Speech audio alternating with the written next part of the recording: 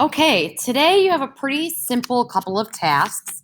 I just want to share with you the directions really quickly so that you feel like you understand what you're going to do. So, if you take a look at this, let's read the directions together. It says, today you're going to learn more about tsunamis, which are disasters like earthquakes that happen because of plate tectonic movements. So, you might be at a different place. Some of you might know a lot about tsunamis and have seen videos or pictures or documentaries or movies about them. Others of you may have just heard of the word before. Some people might not know anything. So we're all in different places, but hopefully by the end of today, we're all going to feel like we know what a tsunami is. So here's what the directions are. You're going to go through this chart and do every item in order. So each box you're going to do in order. And if you notice, it says the colored boxes, so the ones that are in this greenish, grayish, bluish color are going to be ones in which you need to type answers. Okay, so let's go through what you're going to do. First, you're going to watch these two videos in order. So you're going to click on and watch how tsunami works as a TED Ed. And then this one is my favorite one because I just think it's so well done. You're going to click on this 1.5-minute tsunami animation. So watch both of these and just watch and listen. And if you need to stop at any point in the video or go past it and watch it again, do so. But just watch those videos first, okay?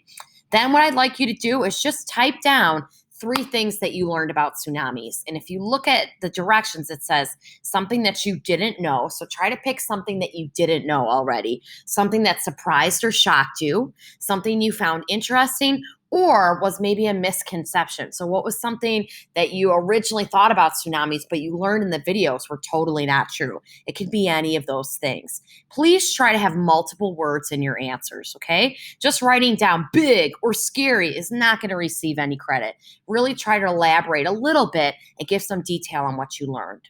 Okay, next you're going to read the article. It's a pretty short article, and you're going to access it by clicking on where it says read this article, and you're going to click on it below.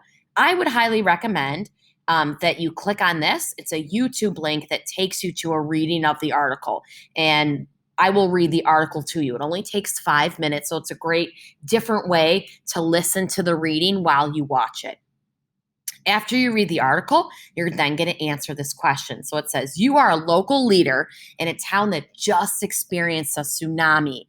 What are 2 actions you'll have to take or something you'll have to make a plan for either before or after the tsunami has hit your town? So let's look at a couple hints here.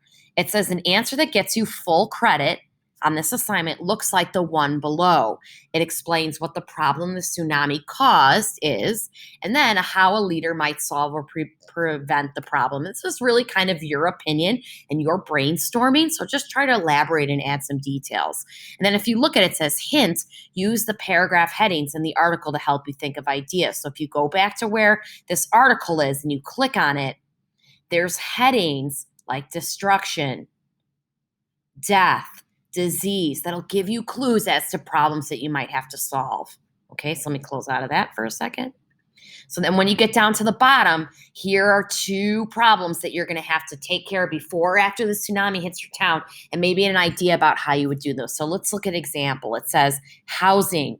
Lots of people might lose their homes. So that's something that I read that would definitely happen after tsunami, that people's homes would be inhabitable and they wouldn't be able to live in it at all. Maybe they'd be completely destroyed and they will have no place to live.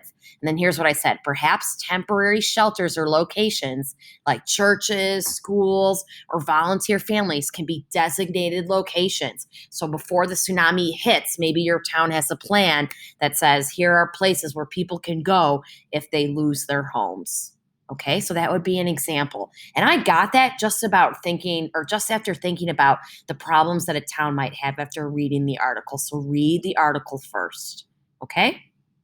All right. Remember that I'm on Zoom and also available on GoGuardian if you need any help today. Good luck, everybody.